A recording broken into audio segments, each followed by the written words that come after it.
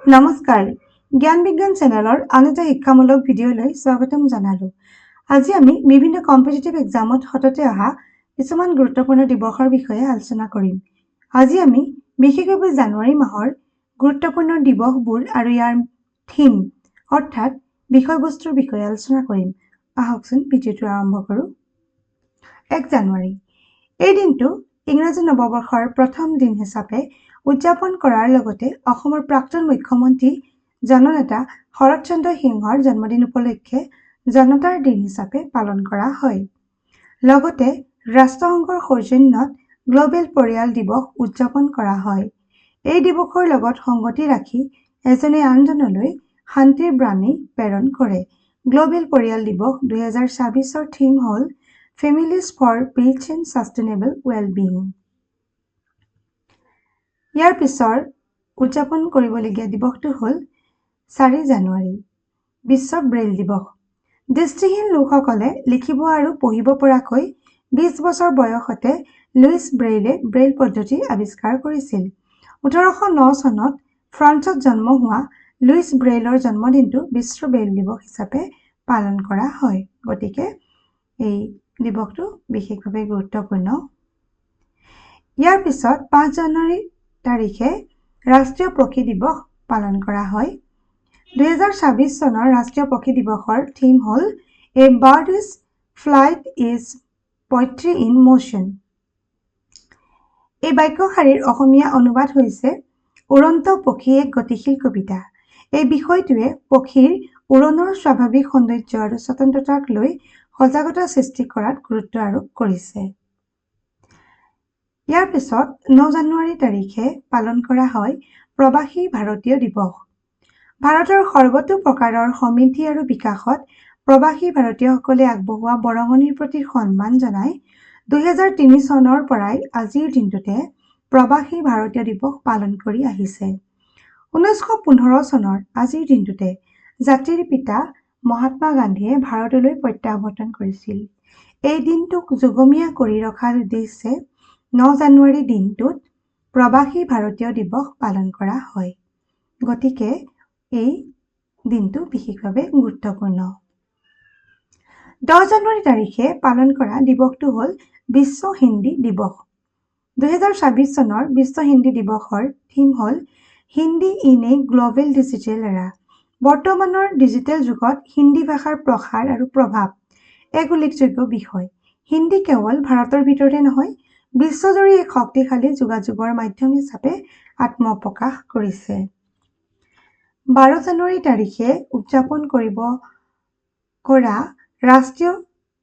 কৰা দিৱসটো হ'ল ৰাষ্ট্ৰীয় যুৱ দিৱস। 1985 চনৰ পৰা 12 জানুৱাৰী দিনটোত ৰাষ্ট্ৰীয় যুৱ দিৱস পালন কৰি অহা হৈছে। স্বামী বিবেকানন্দৰ জন্মদিনটোত পালন কৰা এই দিৱসৰ তাৎপৰ্য হ'ল বিবেকানন্দৰ জীৱন, কৰ্ম আৰু আদৰ্শৰে ভাৰতৰ যুৱ প্ৰজন্ম অনুপ্ৰাণিত হৈ ৰাষ্ট্ৰ নিৰ্মাণত যাতে সহযোগ কৰিব পাৰে। 2024 চনৰ ৰাষ্ট্ৰীয় যুৱ দিৱসৰ থিম হ'ল ignite the self, impact the world. 15 জানুৱাৰীত পালন কৰা দিৱস হ'ল ভাৰতীয় সেনা দিৱস। 1949 চনৰ 15 জানুৱাৰীৰ দিনটোত লেফটেনেণ্ট জেনেৰেল K.M. কাৰিয়াপ্পাই ভাৰতীয় সেনাৰ প্ৰথমজন কমাণ্ডাৰ ইন চিফ হিচাপে যোগদান কৰিছিল। এই দিনটোত ঐতিহ্য ধৰি ৰাখিবৰ বাবেই ভাৰতীয় সেনা দিৱস পালন কৰা হয়। লগতে সেনাসকলৰ ত্যাগ আৰু অৱদানৰ কথাও শ্ৰদ্ধাৰে সোঁৱৰা হয়। গতিকে 15 জানুৱাৰী দিনটো বিশেষভাৱে গুৰুত্বপূৰ্ণ। 16 জানুৱাৰী তাৰিখে পালন কৰা দিৱস হ'ল ৰাষ্ট্ৰীয় ষ্টাৰ্টআপ দিৱস। আন এটা দিৱস হ'ল লোকপাল দিৱস। 2025 চনৰ পৰা 26 জানুৱাৰী তাৰিখে লোকপাল দিৱস পালন কৰি আহিছে। ইয়াৰ পিছত 17 জানুৱাৰী শিল্পী দিৱস। গীতিকাৰ, নাট্যকাৰ, কবি, স্বাধীনতা সংগ্ৰামী আৰু অসমত চলচ্চিত্ৰ নিৰ্মাণৰ বাটকটীয়া ৰূপকোঁৱৰ জ্যোতিপ্ৰসাদ আগৰৱালাৰ মৃত্যু দিনটো শিল্পী দিৱস হিচাপে পালন কৰা হয়। গতিকে এই দিনটো বিশেষভাৱে তাৎপৰ্যপূৰ্ণ। 23 জানুৱাৰী তাৰিখে পালন কৰা হয় পৰাক্ৰম দিৱস। নেতাজী সুভাষ চন্দ্ৰ বসুৰ জন্মদিনটো পৰাক্ৰম দিৱস হিচাপে পালন কৰা হয়। ভাৰতৰ স্বাধীনতা সংগ্ৰামৰ চৰম পন্থাক নেতৃত্ব দিয়া বসুৱে আজাদ হিন্দ ফৌজ গঠন কৰি মণিপুৰ আৰু নাগালেণ্ড দখল কৰিছিল আৰু 1944 চনৰ 18 মাৰ্চত পোনপ্ৰথমবাৰৰ বাবে স্বাধীনতাৰ পতাকা উত্তোলন কৰিছিল। গতিকে এই দিনটো বিশেষভাৱে উল্লেখযোগ্য। 24 জানুৱাৰী তাৰিখে কেইবাটাও দিৱস পালন কৰা হয়। ৰাষ্ট্ৰীয় কন্যা দিৱস, আন্তৰ্জাতিক শিক্ষা দিৱস। 2026 চনৰ আন্তৰ্জাতিক শিক্ষা দিৱসৰ থিম হ'ল the power of youth in co-creating education। আৰু এটা দিৱস পালন কৰা হয় এই দিনটোতে, উত্তৰ প্ৰদেশ ৰাজ্য প্ৰতিষ্ঠা দিৱস। 25 জানুৱাৰী 25 জানুৱাৰী দিনটো বিশেষভাৱে গুৰুত্বপূৰ্ণ কিয়নো এই দিনটোতে ৰাষ্ট্ৰীয় ভোটাৰ দিৱস পালন কৰা হয়। 1950 চনৰ 25 জানুৱাৰীত প্ৰতিষ্ঠা হোৱা ভাৰতৰ নিৰ্বাচন আয়োগৰ লগত সংগতি ৰাখি এই দিনটো ৰাষ্ট্ৰীয় ভোটাৰ দিৱস হিচাপে পালন কৰা হয়। ভোটাৰক ভোটদান কৰিবৰ বাবে আগ্ৰহ জনোৱাৰ উদ্দেশ্যেৰে এই দিৱস পালন কৰা হয়। 25 জানুৱাৰী তাৰিখে আন এটা দিৱসো পালন কৰা হয়, সেইটো হ'ল ৰাষ্ট্ৰীয় পৰ্যটন দিৱস। 25 জানুৱাৰী তাৰিখে বিশ্ব কুষ্ঠৰোগ দিৱস পালন কৰা হয়। ইয়াৰ থিম বা বিষয়বস্তু হ'ল leprosy is curable, the real challenge is stigma. অৰ্থাৎ কুষ্ঠৰোগ নিৰাময়যোগ্য, প্ৰকৃত প্ৰত্যাহ্বান হ'ল বৈষম্য। এই দিৱস উদযাপনৰ লক্ষ্য কুষ্ঠ ৰোগীৰ প্ৰতি থকা ভয় আৰু ঘৃণা আঁতৰাই তেওঁলোকক সুস্থ আৰু মৰ্যাদাশীল জীৱন যাপন কৰাত সহায় কৰা। জানুৱাৰী মাহৰ শেষৰটো দেওবাৰে অৰ্থাৎ 2026 চনৰ 25 জানুৱাৰী তাৰিখে এই দিৱস উদযাপন কৰা হয়। 26 জানুৱাৰী তাৰিখে পালন কৰা দিৱস হ'ল গণতন্ত্ৰ দিৱস।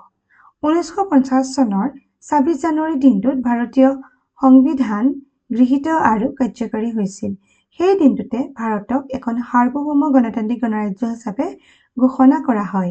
সেইকাৰণেই 26 জানুৱাৰী দিনটো গণতন্ত্ৰ দিৱস হিচাপে উদযাপন কৰা হয়। 2026 চনৰ গণতন্ত্ৰ দিৱসৰ বিষয়বস্তু হ'ল সমৃদ্ধিৰ মন্ত্ৰ, আত্মনিৰ্ভৰশীল ভাৰত। 26 জানুৱাৰী তাৰিখে আন এটা দিৱস পালন কৰা হয়, যিটো হ'ল বিশ্ব সীমা শুল্ক দিৱস। এই দিৱসৰ বিষয়বস্তু হ'ল customs protecting society through vigilance and commitment. আন্তৰ্জাতিক বাণিজ্যৰ ক্ষেত্ৰত শুল্ক সহযোগিতা বৃদ্ধিৰ উদ্দেশ্যে এই দিৱস পালন কৰা হয়। 27 জানুৱাৰী তাৰিখে পালন কৰা হয় নেশ্যনেল জিঅ'গ্ৰাফিক ডে। 2026 চনৰ নেশ্যনেল জিঅ'গ্ৰাফিক ডেৰ থিম হ'ল ন' এণ্ড প্ৰটেক্ট আৱাৰ প্লেনেট, পৃথিৱীখনক জনা আৰু সুৰক্ষিত কৰা। এই দিৱসৰ উদ্দেশ্য হ'ল ভৌগোলিক জ্ঞান বৃদ্ধি কৰা, অন্বেষণ আৰু পৰিৱেশৰ প্ৰতি সজাগতা। 30 জানুৱাৰী দিনটো বিশেষভাৱে গুৰুত্বপূৰ্ণ কিয়নো 1938 চনৰ 30 জানুৱাৰী দিনটোতে মহাত্মা গান্ধীক গুলীয়াই হত্যা কৰা হৈছিল। সেইকাৰণে এই দিনটো শ্বহীদ দিৱস হিচাপে পালন কৰা হয়। এই দিনটোতে দেশৰ হকে প্ৰাণ বিসৰ্জন দিয়া আন আন শ্বহীদসকলকো স্মৰণ কৰা হয়। গতিকে এই দিনটো বিশেষভাৱে তাৎপৰ্যপূৰ্ণ। ৰাষ্ট্ৰীয় পথ সুৰক্ষা মাহ 2026 জানুৱাৰী মাহৰ প্ৰথম দিনটোৰ পৰাই 31 জানুৱাৰীলৈকে এই সজাগতা মাহ পালন কৰা হয়। জানুৱাৰী মাহৰ গুৰুত্বপূৰ্ণ দিৱস ইমানেই। আজিৰ ভিডিঅ'টো আপোনালোকক উপকৃত কৰিব বুলি আশা কৰিলোঁ। আগলৈ নতুন শিক্ষামূলক ভিডিঅ' লৈ অহাৰ প্ৰতিশ্ৰুতিৰে ধন্যবাদ।